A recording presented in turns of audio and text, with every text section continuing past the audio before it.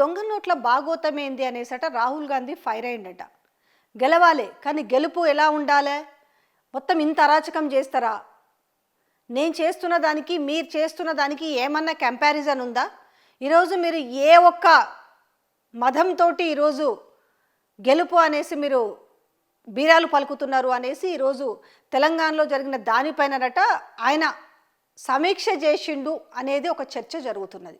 ఎందుకంటే వాళ్ళు గతంలో వాళ్ళు కూడా సర్వేలు చేయించుకున్నారు కదా, నమ్మకం లేక రేవంత్ రెడ్డి మీద. దాంట్లో మొత్తం కూడా గెలుపంతా కూడా బీఆర్ఎస్ వైపే ఉంది. బీఆర్ఎస్ వైపు పైనే సానుభూతి కావచ్చు, బీఆర్ఎస్ వైపు పైన గత ప్రభుత్వం చేసిన పనుల గురించి కావచ్చు, టోటల్గా వన్ సైడ్గా కనిపిస్తున్న నేపథ్యంలో సో ఎట్లయినా గెలవాలి అని చెప్పిన నేపథ్యంలో ఎట్లయినా గెలవాలి అన్నదాన్ని మీరు ఈ రకంగా తీసుకుంటారా అనేసి ఆయన రాహుల్ గాంధీ ఫైర్ అయిందట.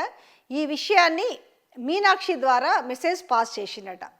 అసలు ఎందుకంటే మీడియాలో వస్తున్నట్టు మొత్తం కూడా ఆయన వార్తలు చూసిన నేపథ్యంలో, ఎందుకంటే ఖచ్చితంగా రిపోర్ట్ ఉంటుంది కదా వాళ్ళకి కూడా, నేనేమి ఇక్కడ దొంగ ఓట్లు ఏంది, ఓట్ల చోరీ ఏంది, ఇదంతా కూడా నేను తిరుక్కుంటూ కాలికి బలపాలు కట్టుకొని తిరుక్కుంటూ చేస్తూ ఉంటే మీరు చేసిన పని ఏంది అంటే నాకు ఏమాత్రం విలువివ్వరా?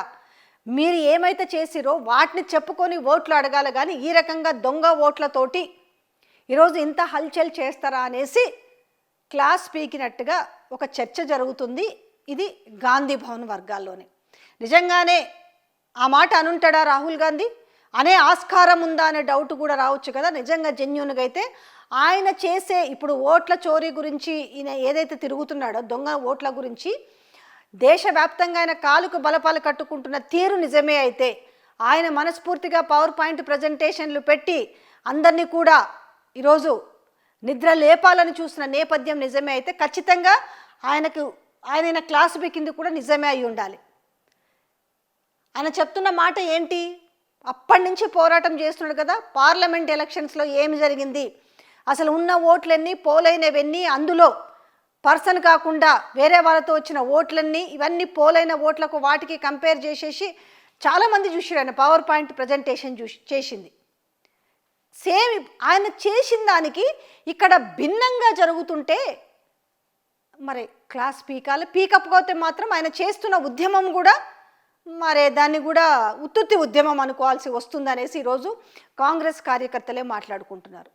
జరిగిన అరాచకం అంతా చూసిరు జూబ్లీ హిల్స్లో, ఎప్పుడు ఎక్కడ జరగని విధంగా.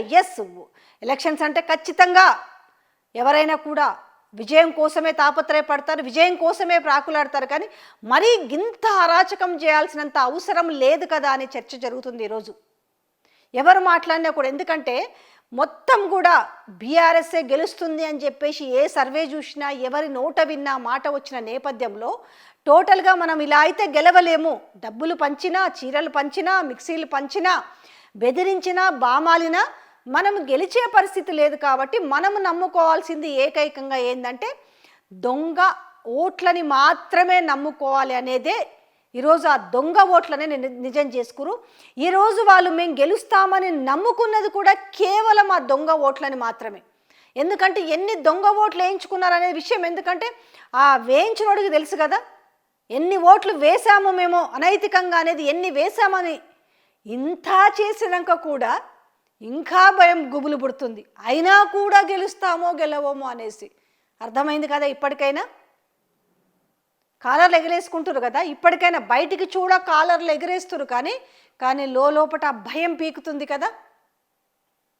ఇంకా సైలెంట్ ఓటింగ్ అంతా బీఆర్ఎస్కి పడింది, బీఆర్ఎస్ఏ గెలుస్తుందేమో, మేము గెలుస్తామో గెలపమో అనేసి భయపడుతున్న వైనము చాలదా ఇది?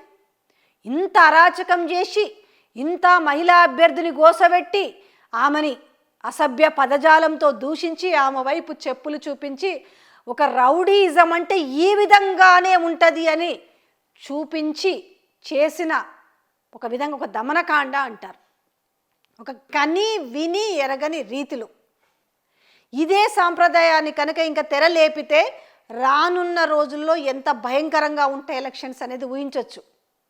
కానీ ఇలాంటి వాటిని తిప్పికొట్టాల్సిన అవసరమైంది.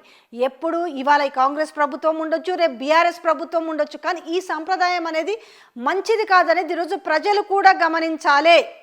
ఒకవేళ డబ్బులు విపరీతంగా ఆశ చూపించినప్పటికీ కూడా నిజాయితీని నమ్ముకొని ఓటు వేస్తే కానీ రేపు ఎప్పటికంటే ఈ ఈ పరిస్థితి చాలా ప్రమాదకరమైందే కదా. నిజంగానే ఈరోజు మీరు డబ్బులు తీసుకున్నారు, చీరలు తీసుకున్నారు, మిక్సీలు తీసుకున్నారు.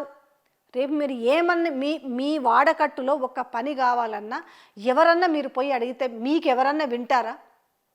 ఈరోజు మీ దగ్గరికి వచ్చి కాళ్ళ వేళ్ళ పడిన వాళ్ళు రేపు కనీసం మీకు అపాయింట్మెంట్ అని ఇస్తారా?